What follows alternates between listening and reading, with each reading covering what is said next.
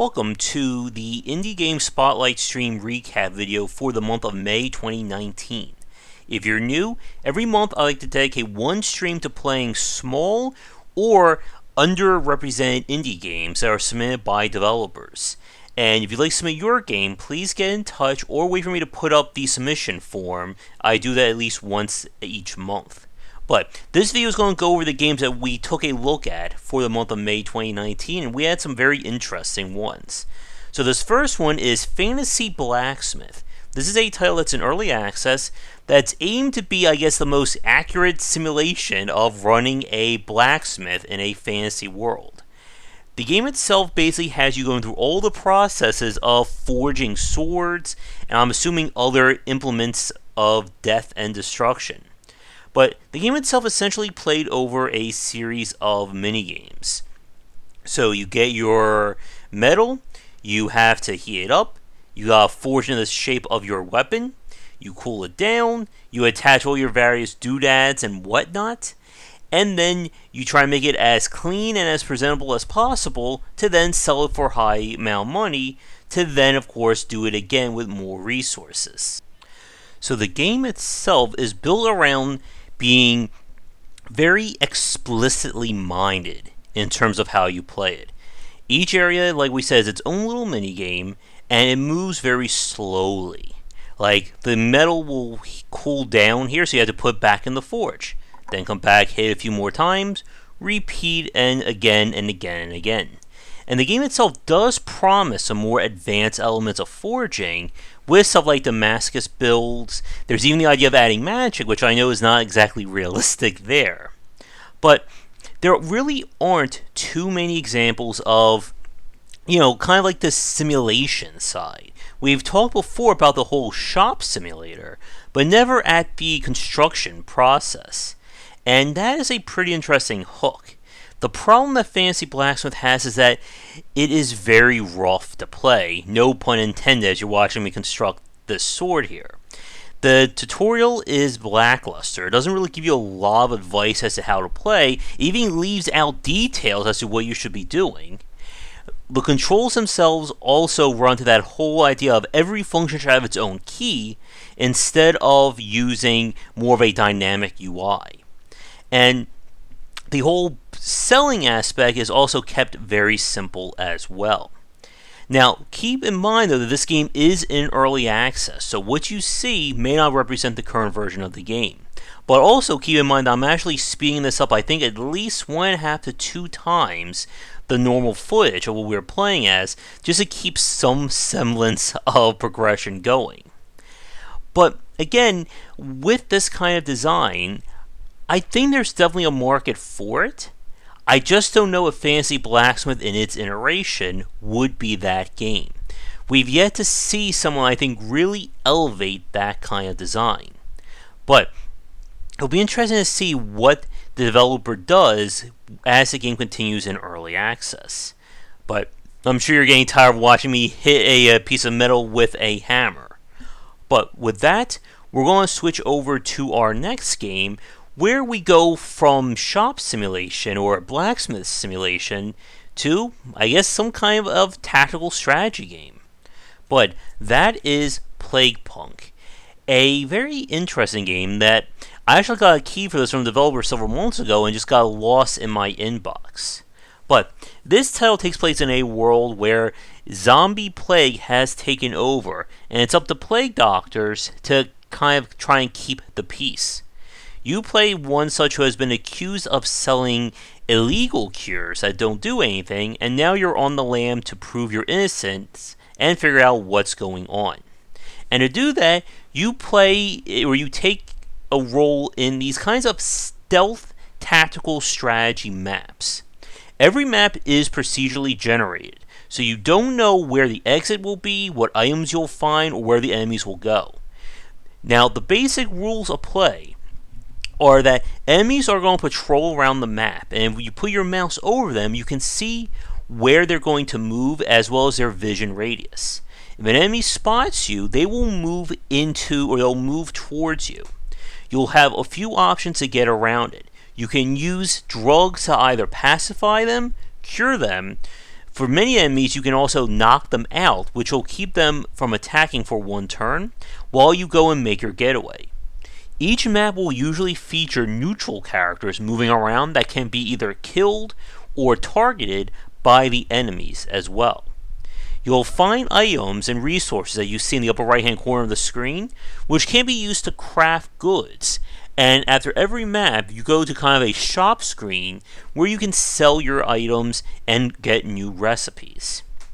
The missions themselves are of the basic variety. The ones that we played on stream usually involve get to point B while keeping your characters alive, or find a certain item to then get to that access. And the game itself has a very interesting hook to it. While you're not hearing it, the game also has a pretty nice kind of jazz soundtrack, which kind of feels out of place considering the plague and zombie situation that's going on. But in terms of the general gameplay, it does run into a few issues. The procedural generation, I'm not sure if that really helps a game like this.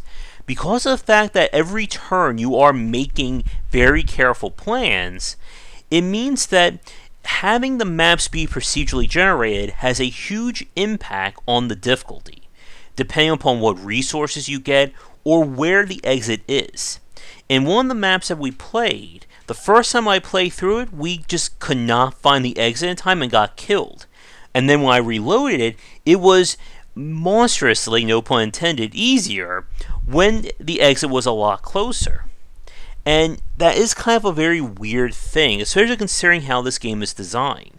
Because you're dealing with stealth and detection, it means that the easier or the quicker you can get through an area and not have to get spotted will only make that map a lot easier. Because once the enemy sees you, they're going to start coming for you. And one of the maps I kind of got tired of playing the game on was it was basically like 1 against 4 or 5 guards at all times trying to spot me. And the game definitely runs into hoarder syndrome with the fact that you're going to have all these consumable items. The most powerful item was our nurse assistant having what appears to be like either a billy club or a cane that just goes around smacking people in the head with and knocking them out for a turn. But the other point is that I don't know if the whole store-shop interface kind of system works for this kind of game. Because of the fact that you are playing a linear campaign, it again kind of enforces that hoarding side of you not wanting to spend gold or craft items because you never know when you're going to need it for a future mission.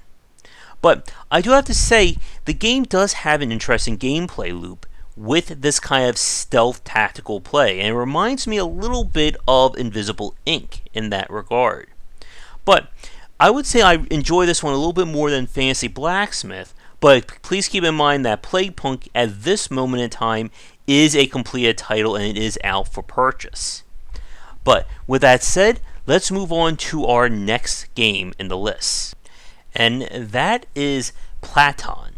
This is a game that I believe it's available on itch, and this is more designed as kind of like a simple project to recreate a classic game. I think this was Zoop or Zool.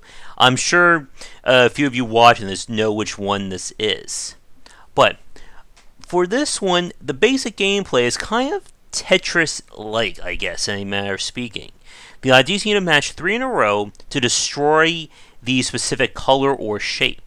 If a wall or if a line of shapes gets to your mid-square, you lose.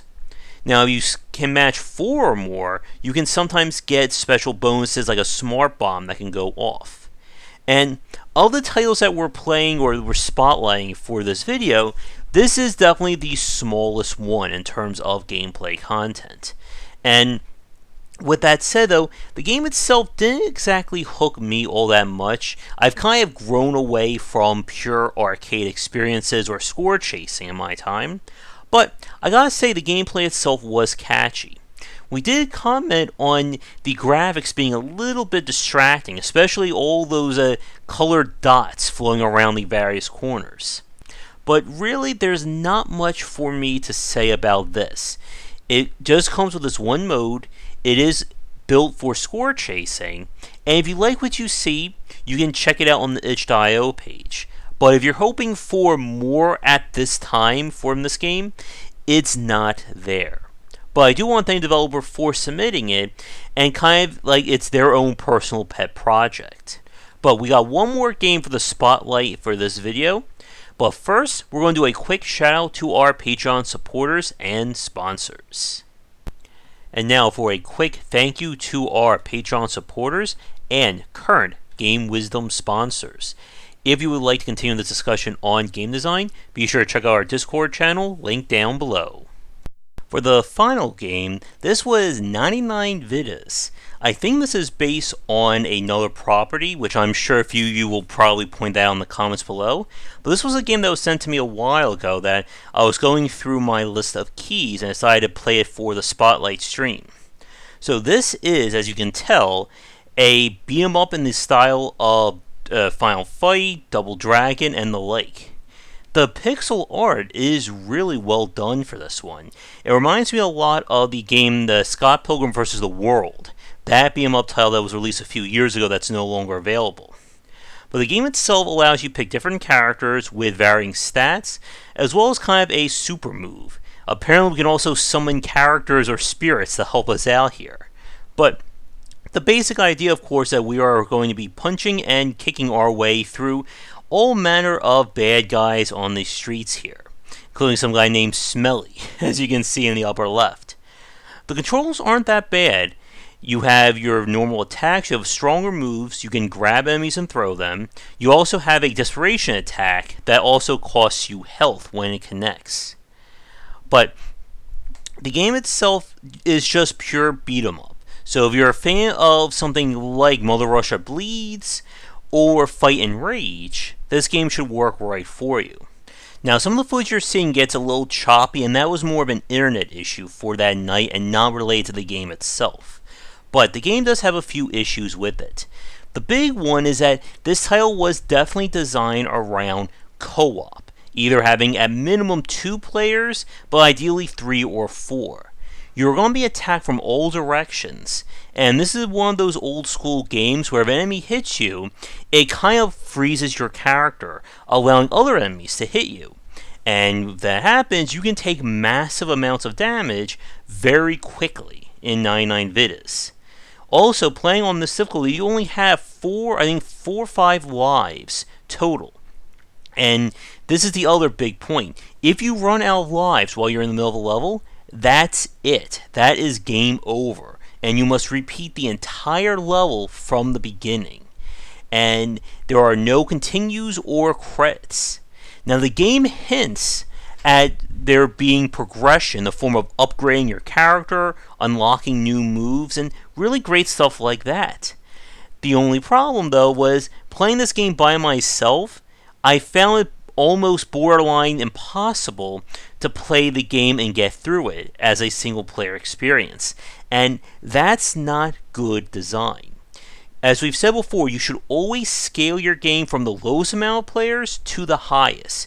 You cannot always assume that somebody will have 2 or 3 friends to play with. Even Mother Russia Bleeds understood that problem by having co-op AI players you could add on to the game if you needed them to.